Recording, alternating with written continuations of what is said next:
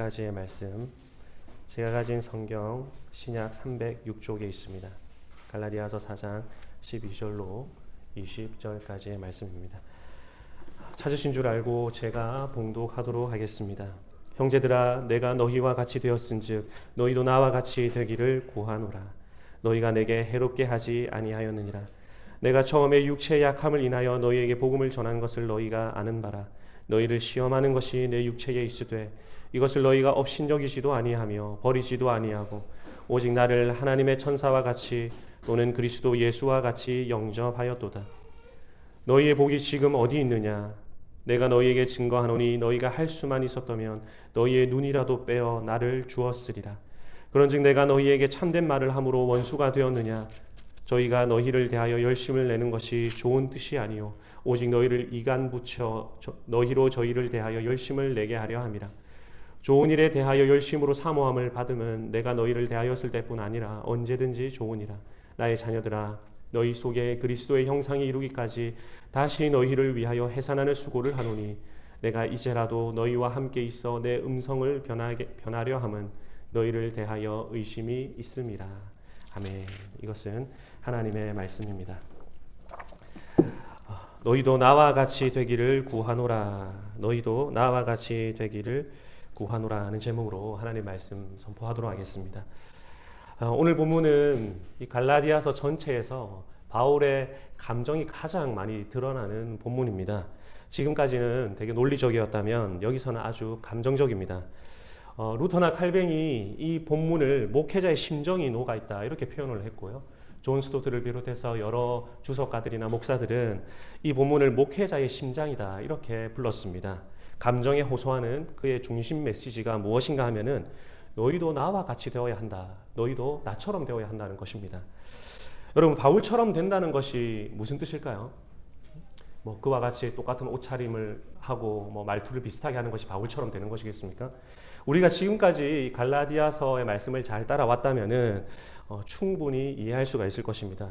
여러분 아시다시피 바울은 유대인이요 바리새인이며 율법의 사람이었습니다. 그에게는 규칙과 규율, 법, 원칙 이런 것들이 너무나 중요한 사람이었습니다. 그는 왜냐하면 율법을 잘 지킴으로써 의로워진다고 생각했기 때문입니다. 그런 그가 회심하기 전에 율법 없는 이방인을 볼 때 어떤 마음이 들었겠습니까? 또 예수를 주로 믿고 따르는 주님의 제자들을 볼 때에는 어떤 마음이 들었을까요? 예수님이 나무에 달려 죽으셨는데 율법에 따르면 나무에 달린 자는 하나님의 저주를 받은 자라 그랬는데 율법에 따라 하나님의 저주를 받은 그를 주님이라 부르면서 따르는 예수님의 제자들 또 율법 없이 사는 이방인들을 볼 때 바울은 어떤 마음이 들었겠냐 그 말입니다. 그에게 이방인은 아주 더럽고 부정하고 죄 많은 사람이고 예수의 추종자들은 하나님을 모독하는 죽여 마땅한 사람들이었습니다. 여러분 바울은요 원래 이방인과 사귀는 사람들이 아닙니다. 자기 수준에 맞는 바리새인과는 어울려도 율법이 없는 자들하고는 절대 교제하는 사람이 아닌 아주 자기 나름대로 순결한 사람이죠. 그랬던 그가 다메섹 도상에서 예수님을 만나게 됩니다. 하나님께 저주를 받았다 생각했던 그 예수가 하나님 보좌 우편에 있는 것을 보고서 그는 지성에 큰 충격을 받습니다. 자기가 철저히 지키려고 했던 율법의 조항들이 결코 자신을 의롭게 만드는 것이 아니라 하나님이 의롭다 인정해 주신 저 예수를 믿는 그 길이 바로 나로 하여금 의롭게 만들어주는 길이구나 하는 것을 깨닫게 되죠. 그래서 율법이 있는 유대인이나 그렇지 못한 이방인이나 누구라도 예수를 믿어 예수님 안에 있으면 하나님께서 모두 다 의롭다 여겨주시고 조건 없이 하나님의 자녀로 삼아주신다는 것을 알게 됩니다. 그리고 나서 그가 아주 획기적으로 변화되죠. 정통 유대인이었던 바울이 이방인처럼 생활할 수 있게 되었습니다.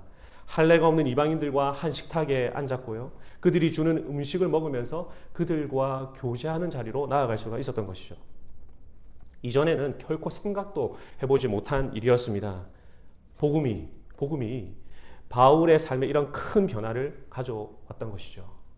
율법을 행함으로 의롭게 되는 것이 아니라 오직 예수 그리스도를 믿음으로 말미암아 유대인이든 이방인이든 의롭다함을 얻고 조건 없이 하나님의 자녀가 된다는 이 복음이 가져온 바울의 삶의 변화입니다. 자기가 가지고 있는 규례, 규칙, 율법적 기준이라는 게 물론 있겠죠. 하지만 그것으로 형제를 판단하기보다 율법적 기준으로 그와 거리를 두고 편을 나누기보다 예수님께서 저 성도도 이방인이라 하더라도 저 사람도 받았다는 그 이유 때문에 그들과 같아지고 그들과 교제하고 그들을 사랑하는 사람으로 변화된 것입니다. 바울은 유대인으로서 이방인처럼 살게 된 거죠. 왜? 복음을 온전히 이해하게 되었기 때문입니다. 복음이 그의 삶의 방향을 문제 많은 이방인들도 포용하는 방식으로 삶을 바꾸어 버렸습니다. 규칙과 규율, 율법으로 규정되어 있는 이 바울이라는 사람을 복음의 핵심이 아닌 부분들에 있어가지고는 지연 말단적인 그런 부분에 대해서는 얼마든지 수용할 수 있는 사람으로 바꾸어 버렸던 거죠. 바울은 유대인으로서 이방인과 같이 되었습니다. 그런데 문제는 무엇인가 하면은 원래 이방인이었던 갈라디아 교회의 성도들이 거꾸로 유대인처럼 되려고 하고 있는 것이 문제였습니다. 할례를 받으려고 하고요. 날과 달과 절기와 해를 지키려고 하죠. 음식법도 따르고 안식일도 지키려고 했던 것입니다. 말하자면 규칙과 규율과 율법의 행위들을 자기의 의로 삼는 그 길을 이 갈라디아 성도들이 가려고 했던 것입니다. 거짓 교사들의 가르침 때문에. 그래서 바울이 이렇게 말하는 것입니다. 너희는 유대인 거짓 교사들처럼 되어서는 안 되고 나와 같이 되어야 된다. 나처럼 되어야 된다, 너희가. 이 말은 너희도 복음 안에서 나와 같은 자유를 누리면서 복음적인 방향의 삶을 살아야 된다 하는 뜻인 거예요. 그리스도께서 주신 자유로 나의 기준, 나의 규칙, 율법적인 그런 나의 의로움들을 다 뛰어넘어서 연약한 형제와 같아질 수 있는 복음적인 사람, 그런 사람으로 살아라, 그 말인 것이죠. 이것이 바울이 말하는 너희도 나처럼 되기 원한다 하는 말의 뜻입니다. 그래서 오늘 본문의 요지는 너희도 나와 같이 되기를 원한다 하는 것이고요. 따라서 너희가 거짓 교사들의 말이 아니라 내 말 좀 들어야 된다. 그것이 오늘 본문의 결론입니다. 내 말 잘 들어라. 왜? 너희가 거짓 교사들과 같은 삶이 아니라 나와 같은 삶을 살아야 되기 때문이다 하는 거죠. 이것이 본문의 핵심이고 요지고 결론이라 한다면은 오늘 설교의 결론도 어떻게 되어야 되겠습니까? 참된 복음 사역자의 설교를 잘 듣고 따라야 한다 하는 것이 당연한 결론이 되겠죠. 여러분, 우리가 하나님께서 우리에게 그분의 뜻을 계시하실 때 설교라는 방편을 통해서 우리에게 말씀하신다는 고백을 다 가지고 있는 사람들입니다. 자, 그럼에도 오늘 본문과 같은 이런 본문을 대할 때면은 목사인 저 사실 부담이 됩니다. 여러분도 마찬가지겠죠. 이 말씀을 전하는 목사가 바울이 아니기 때문입니다. 어떻습니까? 저라는 사람이 이 말씀을 전하는 거죠. 뿐만 아니죠. 성도 여러분들도 데살로니가 교회 성도들처럼 사람의 말을 하나님의 말씀처럼 받지 못할 때가 많이 있으시잖아요. 그렇지 않습니까? 우리는 회심하기 전에 바울과 같아가지고 나만의 기준, 나만의 규칙, 어떤 율법적인 잣대가 다 사람마다 있기 때문에 그런 가치로 형제를, 자매를, 또 목사를, 또 목사는 성도를 이렇게 평가하는 것이 아주 익숙하고 편한 사람들입니다. 복음 안에서 바울과 같지 않은 그런 모습들이 우리에게 여전히 남아 있는 거죠. 오늘 본문은 표면적으로는 갈라디아 교회 성도를 향해 가지고 바울이 하는 말이지만 이 메시지는 목사인 저에게도 사실 해당되는 말이고요. 그리고 성도된 여러분들에게도 당연히 해당되는 말씀입니다. 오늘 바울은 자기 자신과 거짓 교사를 비교하면서 이야기를 하고 있어요. 복음 안에 있지 못한 사역자들의 특징이 여지없이 오늘 본문 속에서 다 드러나고 있습니다. 부끄럽지만 이 특징들 하나씩 살펴볼 때 저의 민낯도 아마 다 드러나게 할 것입니다.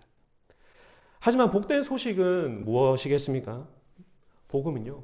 복음으로 변화된 사람은요. 흠결 많은 사역자도 또한 성도들도 복음으로 빚어진 사람들이라면 바울과 같은 사람으로 변화된다는 것이죠. 바울과 같은 사람처럼 된다는 것입니다. 그래서 세 가지를 오늘 말씀드리려고 합니다. 첫째는 참된 복음 사역자의 특징이 무엇인가 이거를 말씀을 드리고요. 두 번째는 거짓된 사역자들의 특징은 무엇인가.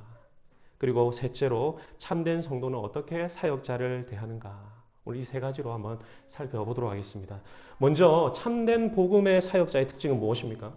여러분 12절과 19절에 두 부분을 우리가 살펴볼 텐데요. 먼저 12절을 같이 한번 읽어보도록 하겠습니다. 시작. 형제들아 내가 너희와 같이 되었은즉 너희도 나와 같이 되기를 구하노라 그랬습니다. 지금 바울이 갈라디아 성도들을 향해 가지고요. 형제라고 부르고 있고요. 또 내가 너희와 같이 되었다. 이렇게 말하고 있습니다. 여러분 우리는 다른 사람들을 예수님께로 인도하려고 할 때 그들을 우리와 같은 사람으로 만들고 싶어 하죠. 그렇지 않습니까? 불신자들을 예수님께로 인도하고 싶을 때 그들을 우리와 같은 사람으로 만들고 싶어 합니다. 여러분 그렇게 하려면은 방법이 두 가지입니다. 하나는 우리가 그들에게 맞추거나 아니면 그들을 우리에게 맞추는 것이겠죠. 고린도전서 9장 19절에 보면은 바울이 이렇게 이야기를 하고 있습니다. 내가 유대인과 같이 된 것은 유대인들을 얻고자 함이요. 율법 아래에 있는 자들에게는 내가 율법 아래에 있지 않지만 율법 아래에 있는 자같이 된 것은 율법 아래에 있는 자들을 얻고자 함이요. 율법 없는 자에게는 내가 하나님께는 율법이 있는 자처럼 살지만 도리어 그리스도의 율법 아래에 있는 자이지만 율법 없는 자처럼 된 것은 율법 없는 자들을 얻고자 함이었다. 약한 자들에게는 내가 약한 자와 같이 된 것은 그 약한 자들을 얻고자 함이요. 여러 사람에게 여러 모양이 된 것은 아무쪼록 몇몇 사람이라도 얻어서 구원코자 함이니 내가 복음을 위하여 모든 것을 행함은 이 복음에 참여한 사람으로서 살고 싶어서 그랬던 것이다. 이렇게 말을 하고 있습니다. 복음을 위하여 복음에 참여하고자 한 바울의 모습이 어떻게 드러나고 있습니까? 그들과 같아지는 모습으로 드러나고 있습니다.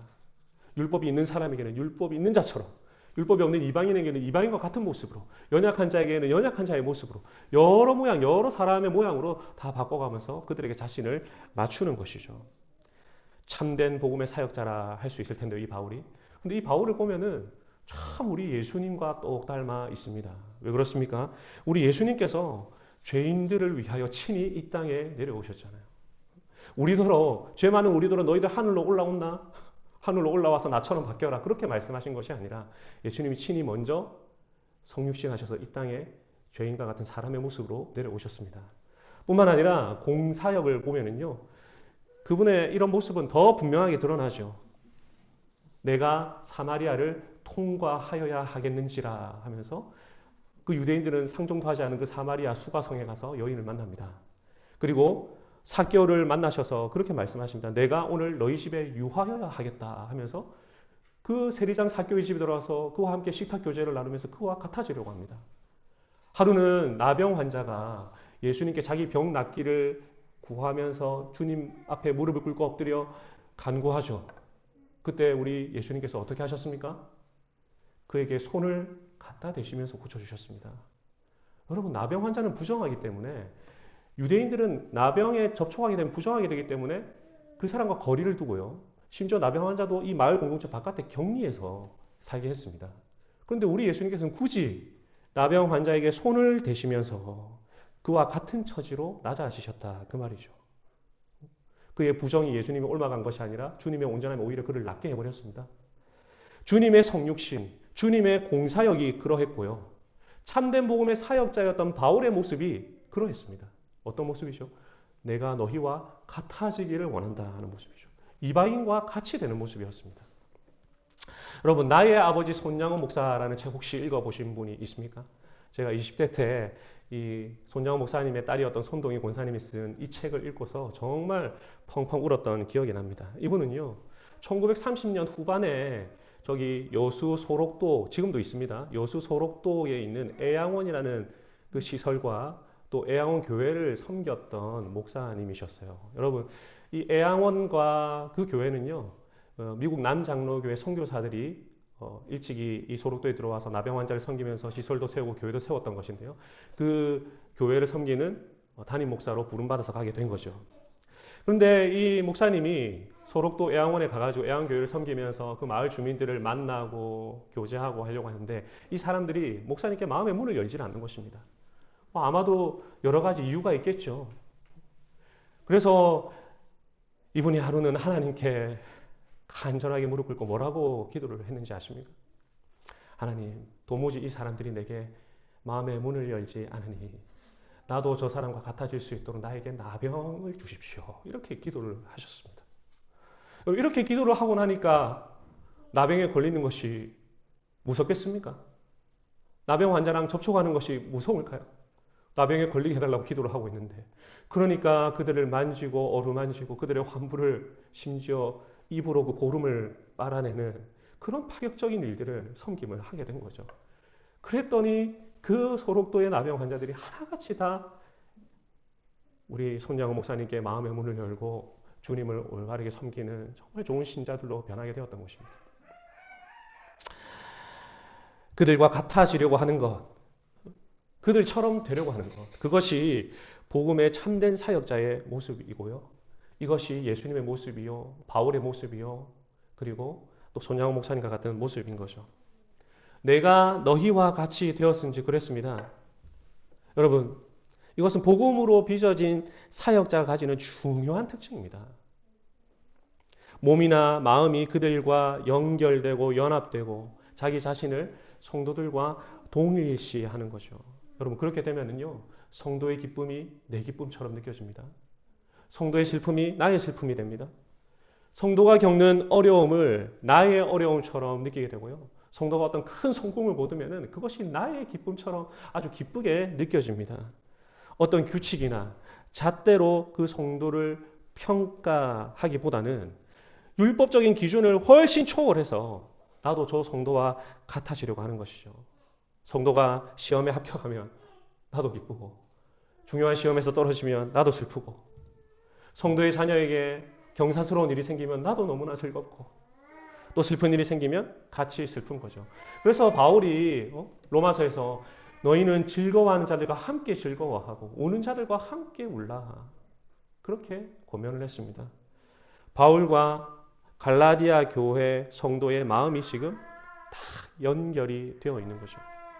데살로니가전서 3장 8절에 이런 말씀이 있습니다. 그러므로 너희가 주 안에 굳게 선즉 우리가 이제는 살리라. 여러분, 바울의 마음이 참된 사역자 아닙니까? 바울의 마음이 성도와 하나로 연결되어 있다는 것을 너무 잘 보여주는 본문이 방금 제가 읽은 본문이기도 합니다. 여러분, 사도행전 17장에 보면은 바울이 데살로니가 지역에 들어가서 겨우 몇 주 복음을 전하고 박해 때문에 옮기게 되죠. 오래 머물지를 못합니다. 근데 이제 옮기고 나서 바울이 너무 염려가 되는 거죠. 내가 몇 주 동안 복음을 전해서 갓 예수를 믿게 된 이 성도들이 핍박 때문에 혹시 넘어지진 않을까? 혹여나 그릇된 교훈에 빠져가지고 우리의 수고가 다 헛되게 되지 않을까 염려를 하게 됩니다. 그래서 얼마나 염려했던지 사람 한 사람 보내요. 누구를 보내냐니까 디모데를 보냈습니다.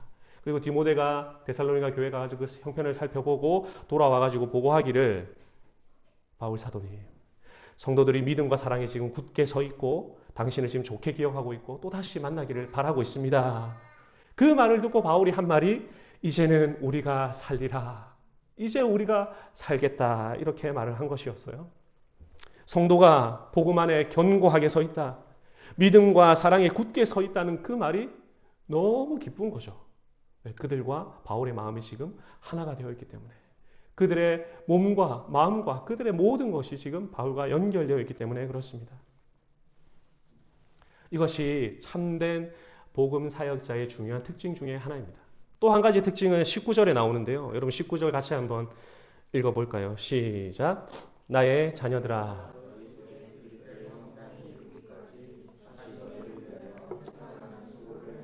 예, 해산하는 수고를 하노니.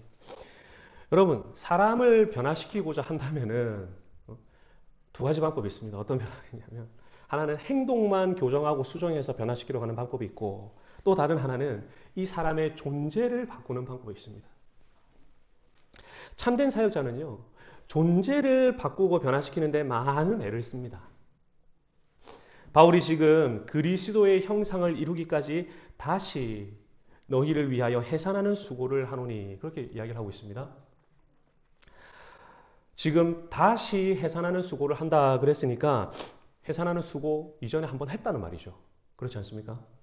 그것이 무엇인가 하면 첫 번째 1차 선교 여행 때 갈라디아 지역에 방문해가지고 복음을 전하고 그 사람을 제자 삼았던 그 수고를 말하는 것입니다. 박해도 있었어요. 돌도 맞았습니다. 거반 죽은 거 되었지만 또 다시 그 갈라디아 지역에 들어가면서 복음을 전하고 제자들을 굳게 만드는 그 수고를 했단 말이죠. 그런데 지금 다시 해산하는 수고를 하고 있습니다. 왜? 이들이 그릇된 교훈 때문에 지금 미끄러질 위험에 처해 있기 때문입니다. 그의 사역이 지금 다시 원점으로 돌아간 거죠. 그런데 또 해산하는 수고를 하는 이유가 무엇인가? 그들 속에 그리스도의 형상을 이루게 하도록 하기 위해서요. 말하자면 이들의 존재를 그리스도의 형상으로 바꿔가기 위해서 이 수고를 계속하는 것입니다. 여러분, 바울이 그들의 행동만 딱딱 교정해 줄 수 있었겠죠. 첫째, 너희들 할례 받지 마. 둘째, 너희들 안식일이나 절기, 날과 해, 달 이런 거 지키지 마. 내가 혼낸다. 이렇게 행동만 교정하는 방법도 할 수 있었을 것입니다. 근데 바울이 그렇게 하지 않았죠. 왜 그렇게 하면 너희가 안 되는지 길게 서신에다가 설명을 하고 논리적으로 설득을 하고 또 아브라함의 언약과 모세 율법 사이의 그 관계에 대해서 또 가르쳐주고 오늘 본문에 보니까 아주 감정적인 호소를 하면서 너희가 전에 나와 이렇지 않지 않았느냐 하면서 어떻게든 이 참된 복음으로 돌이키게 하려고 이 수고를 하고 있다 이 말입니다. 단순히 행동 몇 개를 교정해 주려고 하는 것이 아니라 그리스도의 형상을 이루기까지 해산하는 수고를 하고 있는 거죠. 그들의 존재와 그들의 정체성을 바꿔주고 싶어 하는 거예요. 너 자유자다. 너 아들이다. 너 상속자다. 너 하나님께서 아심받은 자들이다. 그런 존재가 바로 너희들이다. 그거를 알려주기 위해서 수고를 하는 거죠. 여러분, 제가 여러분의 행동을 통제할 수 있겠죠. 어떻게 하면 되겠습니까? 막 두렵게 만들고 여러분을 억압하면 됩니다. 어떤 행동은 옳다, 어떤 행동은 그러다 딱 규정하고요. 그릇된 행동을 할 때 바로 벌을 주면 되겠죠. 여러분, 이거 종으로 만드는 거 아니겠습니까? 교회를 그런 식으로 운영하고 잘못된 사람 막 권징하고 교회 분위기 전체를 누가 옳으냐 그러냐로 만들어가지고 잘못된 사람 막 벌 주고 잘하는 사람 상 주고 이런 식으로 만들면은 사람들이 어떻게 하겠어요? 마지못해 따르는 신용들 하겠죠. 하지만 하나님께서 기뻐하시는 일을 스스로의 힘으로 하나님 주신 자유로서 자기가 기꺼이 하도록 만들려면 어떻게 해야 될까요? 그러려면 해산하는 수고를 할 수밖에 없습니다. 행동을 지적하면서 어떻게 해라 저렇게 하는 게 아니라 설명도 해줘야 되고 왜 그렇게 하는 것이 하나님 기쁘시게 하는지 설득도 해야 되고 그게 잘 안 되면 오랜 기간을 두고 하나씩 맞추어가면서 변화시키기 위해서 가진 노력을 해야 되겠죠. 그 사람을 이해하면서 분명히 내가 알지 못한 어떤 어려운 상황이 있을 거라고 이해하면서 그렇지 않겠습니까? 해산하는 수고가 필요한 것입니다. 성도가 그리스도의 형상을 이루고 바울과 같은 사람이 되도록 만들기 위해 가지고는 행동을 교정하는 그런 가벼운 몇 마디의 말로는 바뀌지가 않는 거죠. 해산하는 수고를 하는 것이고 다시 원점으로 돌아갔다 싶으면 그래도 또다시 처음부터 마치 그 일을 처음 하는 것처럼 수고로 하는 것입니다. 이것이 참된 복음 사역자의 특징입니다. 여러분, 이렇게 하면 효과는 늦게 나타나겠죠. 시간은 오래 걸리겠죠. 목사도 많이 늙겠죠. 변화는 더디겠죠. 그렇지만은 이것이 예수님께서 우리를 대하신 방식이고요. 바울이 지금 갈라디아 교회 성도들을 섬기고 있는 방식이고요. 오늘날 복음으로서 빚어진 참된 사역자가 가야 될 길이에요. 거짓된 교사들은 다 자기에게 종노릇하게 만듭니다. 더디더라도 이 길을 가야 된다고 믿습니다. 모든 사역자들이. 그리고 저 개인적으로 이 길을 가고 싶습니다. 저를 비롯한 또 우리 미래의 사역자 여기도 앞에 앉아 계시고 우리 윤목사님도 계신데요. 우리 교회뿐 아니라 모든 주님의 교회의 사역자들이 이 여정을 가는 목사, 강도사, 전도사들이 다 바울같이 되기를 간절히 원합니다. 여러분 기도해 주셔야 돼요. 우리도 자칫 잘못하면 거짓 선지자처럼 되거든요. 저 오늘 이 본문 준비하면서 얼마나 찔리던지 모르겠습니다. 얼마나 찔리던지. 여러분 두 번째로 거짓 사역자들에 대해서 한번 살펴볼까요? 여러분 17절의 말씀을 같이 한번 읽어봅시다. 시작. 그들이 너희에게 대하여 열심 내는 것은 좋은 뜻이 아니요 오직 너희를 이간시켜 너희로 그들에게 대하여 열심을 내게 하려 함이라. 이 거짓된 사역자의 특징이 이 구절에 너무 잘 드러나 있습니다. 거짓된 사역자들은 성도들이 그들에게 열심을 내도록 만드는 사람들이에요. 주님께서 우리를 자유자가 되도록 만들어 주셨는데 다시 그 사람의 종이 되도록 만들어 버립니다. 어떻게 자기를 섬기게 하느냐 하니 오직 너희를 이간시켜 그랬습니다. 이간시키는 방법으로 종이 되게 만듭니다. 지금 갈라디아 교회의 거짓 교사들은 이 성도들이 바울과 거리를 두도록 만들고 있죠. 바울과 이간질을 하고 있습니다. 바울과 이간을 시키고 있는 거예요. 아, 바울이 전하는 그 복음 잘못된 거다. 그 사도도 아니다. 사도한테 배운 사람이다.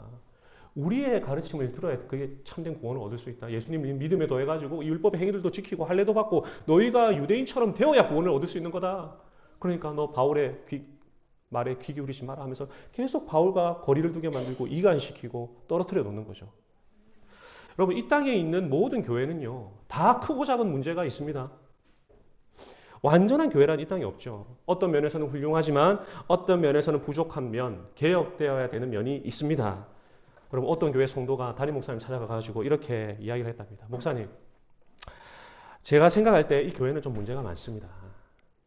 저는 지금 완전한 교회를 찾고 있습니다. 그래서 제가 이제 이 교회를 떠나겠습니다. 그랬더니 목사님이 말씀하시기를 완전한 교회를 찾을 수 있도록 제가 꼭 기도하겠습니다. 근데 완전한 교회를 찾으시면은 성도님은 그 교회에 등록하지 마세요. 왜 그렇습니까? 그러니까 성도님이 등록하면 그 완전한 교회가 완전하지 못한 교회가 될 테니까요. 이렇게 이야기를 하셨다는 거 아니겠습니까? 여러분 우리 교회를 비롯해서 이 땅의 모든 교회들은 완전해져가는 여정 가운데 있죠.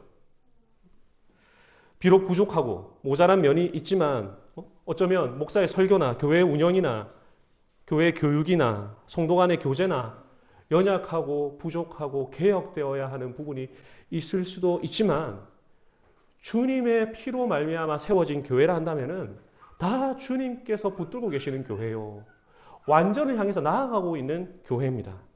근데 만약에 제가 다른 교회와 우리 교회를 끊임없이 이간한다고 한번 생각해 볼까요? 아니 목사가 물론 여러분들의 분별력이나 이 세상의 악함을 분별하도록 하기 위해 가지고 뭐 어떤 비교 대상을 가끔씩 이야기할 때도 있습니다. 하지만 그런 것이 아니라 이간이 목적이에요, 그냥. 그래서 끊임없이 이 교회와 다른 교회를 이간한다고 한번 생각해 보세요.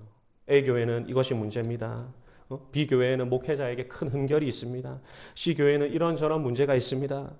여기는 예배가 엉망입니다. 여기는 뭐 행위구원을 가르칩니다. 여기는 불신자에게 막 성찬을 줍니다. 여기는 장로교 정치를 안 따릅니다. 여기는 WCC에 가입하고 WE에 가입을 했습니다. 여기는 정치적으로 극우입니다. 막 극좌입니다. 여기는 구약의 절기를 지금도 지킵니다. 여기는 초대형 교회니까 타락한 교회입니다. 이렇게 막 한다면 어떨까요? 참고로 저나 우리 교회 자랑은 하나도 안 했지만 전부 다 비판함으로 인해 가지고 성도들로 하여금 어떤 생각을 갖게 만드는 걸까요? 야, 나는 이 교회에 붙어 있어야지. 이 교회만 옳은 교회구나. 다른 교회 함부로 얼씬거리면 안 되겠구나. 아니 그것도 주님의 피값으로 사실 완전해져 가고 있는 교회인데 어떠한 교제도 불가능하게 만들어버리는 것입니다. 왜? 이런 식으로 하면 할수록 성도들이 자기를 따르게 되니까 그렇습니다. 자기를. 여기야말로 진짜 진리가 있는 교회다. 여기야말로 참된 복음이 있는 교회구나. 나 여기만 있어야지. 되는 거죠. 오늘날 이단이나 사이비는 어떻게든지 건강한 교회와 거리를 두도록 만들죠. 여러분, 그들만이 복음을 가지고 있다, 진리를 가지고 있다 말함으로써 거기를 떠나지 못하게 그 이단에 빠진 그 신도들을 완전히 종과 같이 올가매어 버립니다. 여러분 신천지에서요. 새로운 그 신자들 교육할 때 철저하게 외부와 단절시킨다는 거 아십니까? 절대 외부에 있는 목사나 경건한 성도들과 대화 못하도록 차단을 시켜버립니다. 여러분 이거 딱 보면은 보이스피싱 할 때 딱 그렇거든요. 보이스피싱 딱 전화를 딱 받으면은 절대 무슨 경찰이라든지 어떤 공공기관이라든지 은행이라든지 연락을 하지 못하게끔 그렇게 몰아갑니다. 왜 그렇습니까? 분리를 시키고 이간을 시키지 않으면 그가 바른 것을 듣고 바른 정보가 들어가게 되면은 자기 말을 듣지 않기 때문에 그런 거죠. 철저히 자기에게 종로를 하게 만들려고 계속 이간을 시키는 거예요. 그거랑 분리돼야 된다. 절대 그러면 안 된다. 너 타락한다. 이런 식으로 말이죠. 여러분 물론 하나의 교회에서 유아 세례를 받고 거기서 입교를 하고 평생 그 교회의 성도로 살다가 죽어서 주님의 품에 안기는 이 교회 생활 정말 바람직하고 아름다운 것입니다. 뭐 오늘은 A 교회, 내일은 B 교회, 모레는 C 교회를 돌아다니면서 교회 생활해야지. 여러분 이것이 여러분의 신앙생활에 결코 득이 되지 않아요. 하나님이 나에게 주신 또 우리 교회에 주신 목사의 목양을 기쁘게 받고 하나님이 나와 함께 하라고 엮어주신 형제 자매들과 교제하면서 한평생 살아가는 거 그거 매우 바람직하고 건강한 모습입니다. 때로는 우리가 감정적인 갈등을 겪겠죠.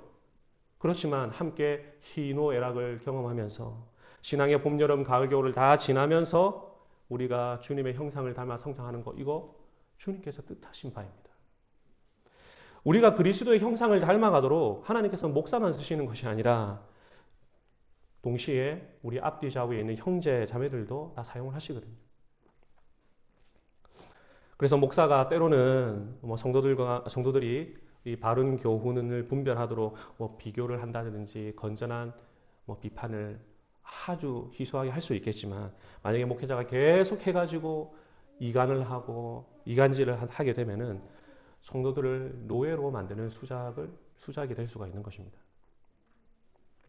여러분 목사가 복음으로 온전하게 새로워지게 되면은요 이간질을 멈추게 됩니다. 그전에는 어떻습니까? 저 교회를 비난하고 정죄함으로써 나는 옳다는 방식으로 자기의 의를 세우는 거잖아요. 근데 복음으로 충만하게 된다는 것은 예수님이 나와 같은 부족한 목사도 인정해 주시고 의롭다 받아주셨다는 이 사실을 아주 풍성하게 충만하게 느끼고 있기 때문에 굳이 이간을 할 필요를 못 느껴요.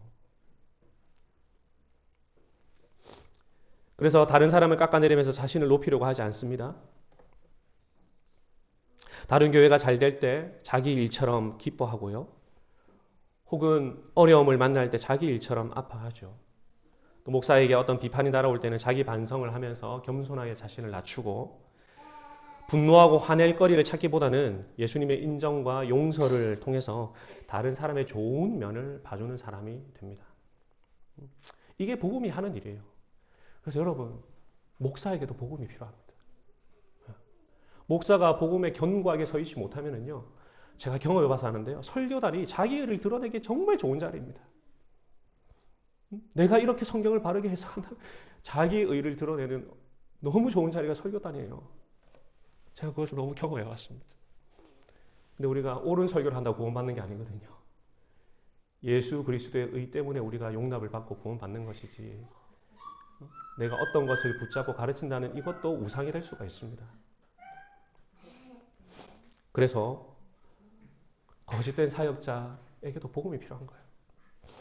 자, 그렇다면은 마지막 세 번째로 참된 성도들은 사역자를 어떻게 대하는지 우리가 살펴보겠습니다. 여러분 13절부터 15절까지 우리가 한번 살펴볼 텐데요. 먼저 13절만 같이 한번 읽어볼까요? 시작. 내가 처음에 육체의 약함으로 말미암아 너희에게 복음을 전한 것을 너희가 아는 바라 그랬습니다. 지금 바울에게 뭐가 있죠? 말씀에 따르면 육체에 약함이 있습니다. 여러분 이것이 무엇인지는 의견이 매우 분분해요. 제가 주석책을 다 뒤져보니까 어떤 것을 확정하지를 못해요. 누구는 말라리아다 그러고요. 누구는 안질이다 그러고요. 눈병이죠. 누구는 또 간질이다 이렇게 이야기를 하고요. 누구는 또 유대주의자들의 공격과 핍박이다 이렇게 이야기를 하기도 합니다. 이것이 무엇인지 성경이 분명하게 말하지 않기 때문에 확신을 할 수 없어요. 하지만 분명한 것은 무엇인가 하면은 갈라디아 성도들에게 시험이 될 만한 약점이 바울에게 있었다는 것입니다. 그 14절 한번 보실까요? 너희를 시험하는 것이 내 육체에 있으되 그랬습니다. 바울을 볼 때 시험에